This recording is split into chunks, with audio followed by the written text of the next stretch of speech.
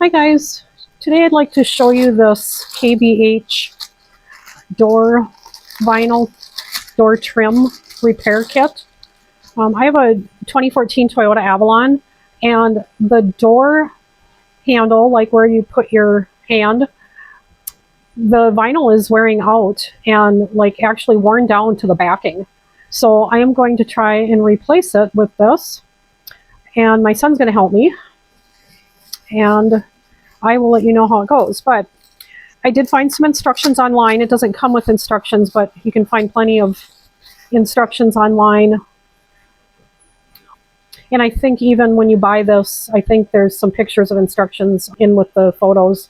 So I'll probably print those. But it comes with this little tool to help. I know you have to take the door panel apart and then take this arm portion off. And then I think this folds around everything. And I think there's some gluing involved and whatnot, but I just wanted to show you guys what comes with the package. And it seems like a really nice quality product. So I'm really looking forward to not getting that stickiness every time I pull my door closed. So anyway, thanks for watching.